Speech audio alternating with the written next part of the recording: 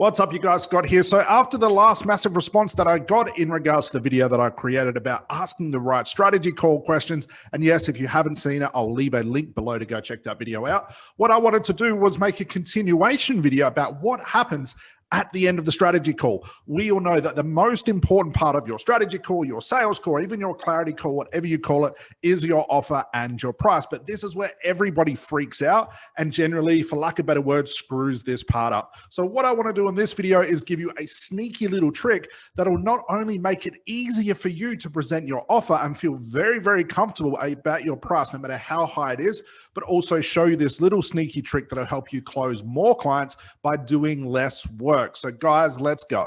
So let's give it some context. So you're at the end of your strategy call or your clarity call, and now it's time to present your offer and your price. Now, you've asked all the most important questions, and if you don't know what those questions are, go check out that video below where I give you some real clear examples of the questions you want to be asking to get a lot out of your strategy call. But now is the time to present your offer, present your price. And this, like I said, is where everyone sort of screws this process up.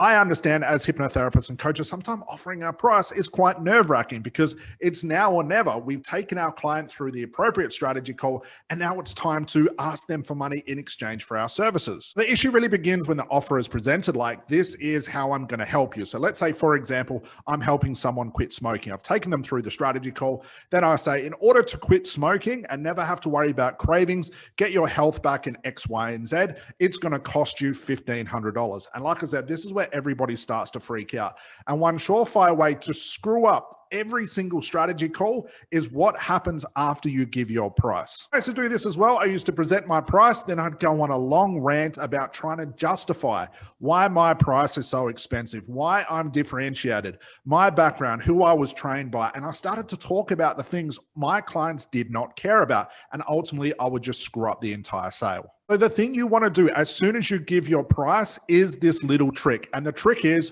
to be completely silent. That's right. Just literally shut up. So if you give your price and then starting to justify, you're going to interrupt their thought process.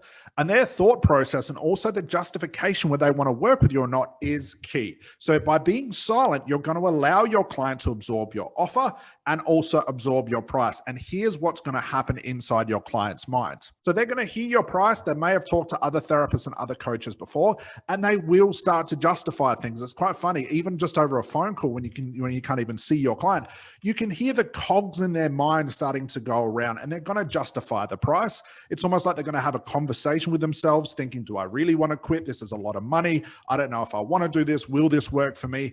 And you have to let your client go through this conversation without interrupting them.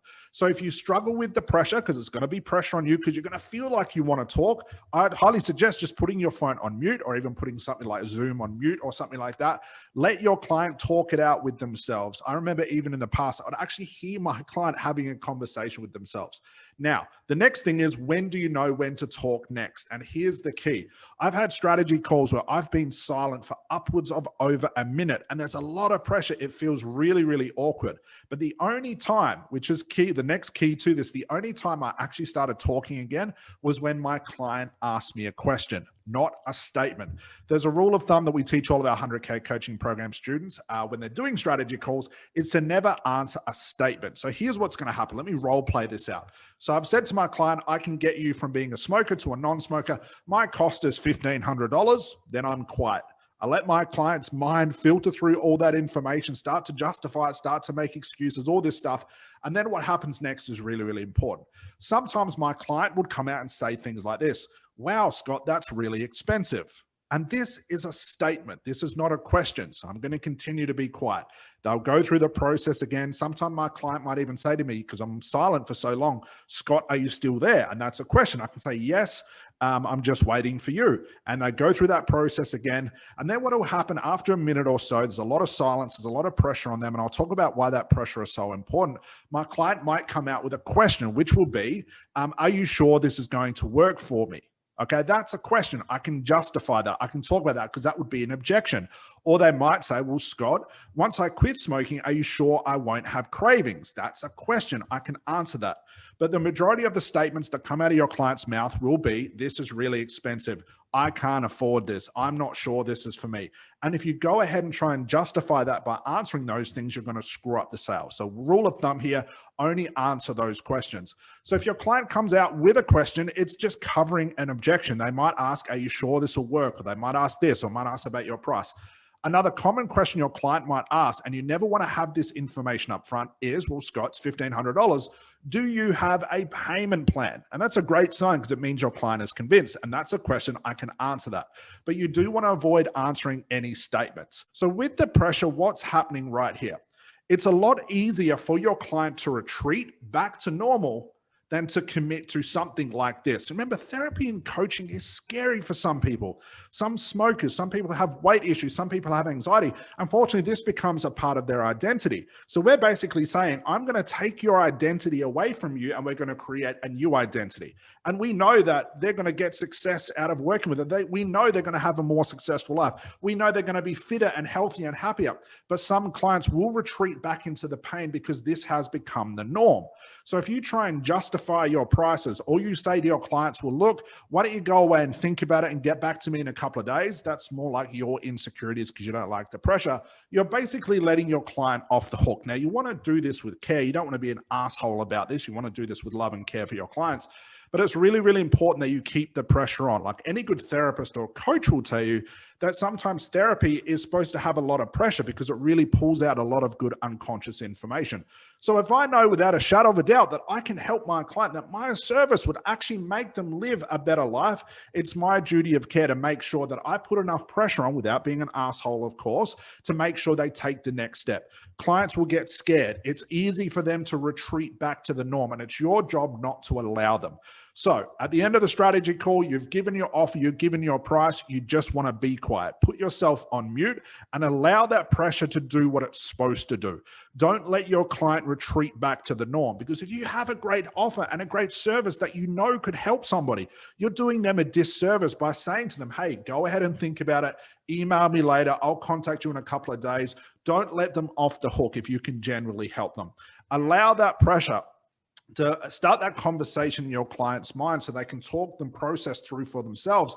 Then if they come out with a statement, don't answer it. If they come out with a question like, is there a payment plan or is there X, Y, and Z, you want to go ahead and justify those things and answer those things because these are really just objections. But my point with this video is this is the most crucial part. This is where you either turn what you've learned as a coach and a therapist into a business that actually starts making money, or you retreat back to what is comfortable for you because you don't want to pressure people and you don't want to put pressure on your clients to make a decision because you don't want to feel salesy. That's the difference between a successful coaching business and an unsuccessful coaching or therapy business. It's your job to not allow your client to retreat. And what's funny is the pressure feels awkward on you. It's going to feel really awkward on your client.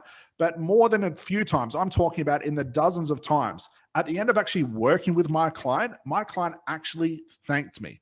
They said, during that strategy call, the call we had first in the session, it was uncomfortable. There was pressure. I felt like I was being forced. But if it wasn't for you, Scott, I'd still be a smoker. I can't thank you enough. So that pain, that awkwardness, and that pressure, my clients actually thank me for. Because here's what's going to happen. If you let your client off the hook and they generally were going to buy from you, but you screwed up the sale by talking too much or trying to justify your price, that client's just going to go somewhere else. And if that therapist or a coach does a better strategy call than you, they're going to become their client. So eventually that client's going to buy from somebody anyway. It's your duty of care to make sure that you've mastered this strategy call. And like I said, the trick here is to do the strategy call, offer your price, offer your service, and then just be quiet. Let your client make the next move. Sometimes if you're on silence for 30 seconds, a minute, even up to 2 minutes, deal with it. Put yourself on mute. Deal with your own pressure, but do not talk unless your client asks you a question. Do not let your client off the hook. If you can genuinely help this client, which I know you can, it's your duty of care to do the right thing at this point. Add a bit of pressure where it's necessary, add a bit of pushing where it's necessary, but don't, could be overt about it and be an asshole about it. But to the extent that deep in your heart that you care for this client and you can help them. This really gives a good ending to the previous video of the strategy call questions. This is by far one of the things that I always rely on when doing strategy calls. If I know what my program, my service can help somebody, is to literally be quiet and think about it. You don't have to do a thing. You don't have to use some slimy sales tactic. You don't have to use some NLP mastered language or anything like that. Just be quiet, let your client absorb the information. It sometimes takes your client a little bit of time to really understand. You've thrown a lot of information at them in 45 minutes. Let them ask you questions, which we know are hidden objections. If they give you a statement, don't answer it. Just continue to be quiet. Let that pressure do what it does best, and do not let your client retreat back to the norm where it's unhealthy, it's painful. Do the right thing and show your client the end, the light at the end of the tunnel where everything is great. There's no pain and there's a lot of health and success. So that's your job as a therapist and coach to do. So that's it for this shorter video, more shorter than normal. I hope that was informational, guys. If you have any questions or comments, make sure you leave them below. But also, I'll leave a link in the description for the strategy call question video, which I mentioned before. So that's it from me for today, guys. I'll see you in the next video. Bye for now.